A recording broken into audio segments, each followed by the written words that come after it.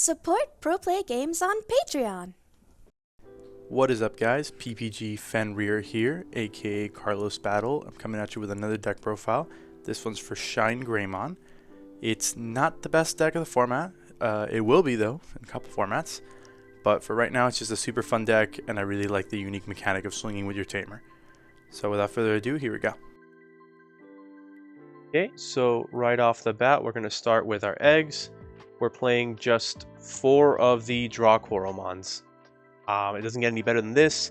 I didn't really feel the need to play a 5th egg, because I think all you need this format is draw, and you're going to be goated if you make it so late into the game that you actually manage to need a 5th egg. Games are moving kind of fast nowadays. And that's about it with the eggs. Moving on to our rookies. First off, the best rookie in your deck, 100%. It's going to be the Agumons, the new Agumons from BT12. So these guys are fantastic. On play, you get to look for top 4. You add any one of your line pieces, anything with Greymon in its name, and Marcus. And Marcus is kind of what you want to be looking for, because Marcus can be either your free Evo or your memory tamer. Another thing is these guys have the same inheritance as the Geograys that you're going to see a bit later on. And you really only need one of those, because when one of your tamers gets suspended, you minus 2k something. That's enough to clear most rookies off the board. And that basically gets it done. You never really need 2 of these in a line unless you're trying to clear a really big body. Alright, next Agumon you play is the other Agumon, right? You play the regular Agumons for the Wargrey line, but we play them here because both lines support Greymons in name. The DP is amazing. It's an all turns effect, so you're always going to be, hopefully you're always going to be a little bit bigger than the other guy. And your on play will still search anything with Tai Kamiya in its name and anything with Greymon in its name. And we do play some Tai targets. Okay, next rookies. These, you could probably cut the rookies down a little bit if you feel like it. I just found that having that wider search for Tai and then smaller search specifically for Greymon is good. So I'm playing 2 of the BT5 Agus. They're just top 3 instead of top 4. Sometimes having that one less search means you whiff on a tamer one less time, you know? So this feels fine. And to top off your rookie count, you are really going to play the best Agu support you can, and that is your Agumon X's. So it's a free draw, because you net right over the Agu. It's a free draw, and it's an additional search. Kind of like the BT5 Agu, it's a tighter search for only top 3, and you're hitting a Greymon target and an X antibody. We do play some X antibodies. So the goal is to try to make sure that none of your searches are dead. It's just tough because you will be searching a lot of different things at the same time. Alright, and that's enough for your rookies. Moving on to your champions. The previously spoken Geogreymon. Play 4 of them. He is fine. I really play him for the inherited and for the fact that he's a Geogreymon in his name. There's not a lot of good targets for the Geogreymon in name, right? A lot of them are older. You can play like the Digiburst and the play out of security guy, but as far as evoing goes, this guy's probably your best shot. The playing a Marcus comes up sometimes, because sometimes you'll go rookie in the back, rookie in the front to search, and you want a free Marcus immediately. That's where your Geogrey comes in. It's a really cool one Digivolving. And besides that, the inherited, same as the Agu, you want to hit that inherited just once on a stack to be able to clear any rookie that's memory blocking you. Other level 4s, here's their Greymons, again from BT12, from the other line, from the Wargrey line, but it's great support for this deck because it plays anything with Tai Kamiya in its name. So if you find yourself playing the red-yellow Tai and Kari, you can play it with this card if you don't have one.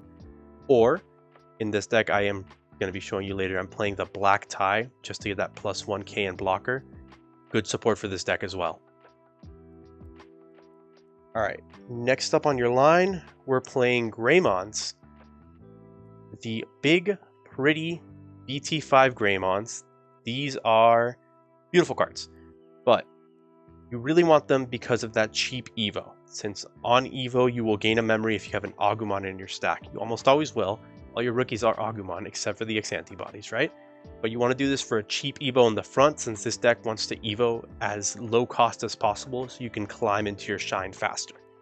We're only playing 2 of them because as much as I wanted to play more of them, the previous builds were running Greymon X's, and as soon as that got hit, this deck hurt a little bit, right? Like, you're not playing the best deck of the format, and when a piece gets hit, you're kind of struggling.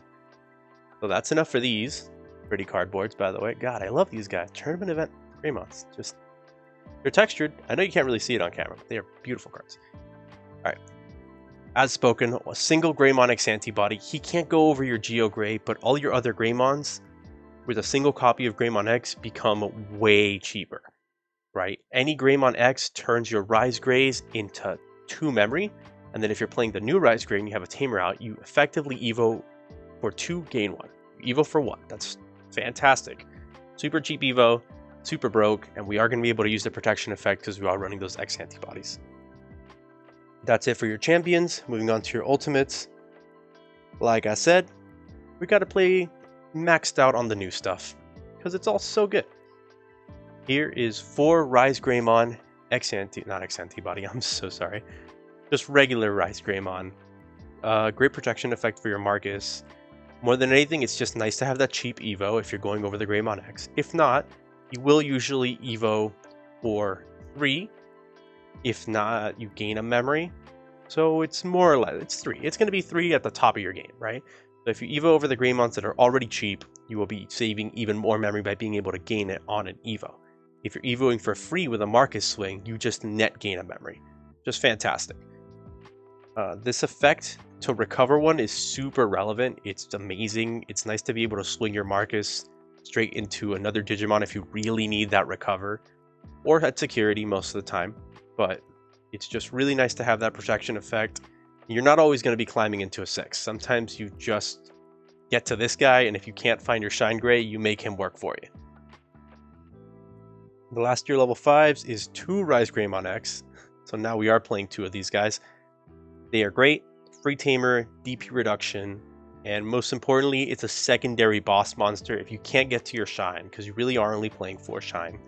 You can't get to your Shine, you end on this guy, and he is still swinging for a huge amount, and on Evo, he will be able to clear a body most of the time. Since you are able to DP reduce, you're going to be having a lot of Tamers out if you're lucky enough to find them. So not too bad at all. Moving on to your level 6s. Here are your Shinegreymons. Fantastic. All the stuff you want them to do. I find myself using these more to clear a body than to go for game, because although you want to give your Marcus additional checks, this effect to reduce security and reduce a Digimon on the field, I think it's better used to clear big bodies, right? So we use this to DP reduce a big guy on the board, our Marcus goes at security, gets those 2 checks, and then we use our Shine Grey to clear field if we need to. If not, we play more pieces to keep this guy unsuspended and to have a good reason to keep him unsuspended. Alright, moving on to your Tamers. We're playing 3 of the Memory Tamer Marcus.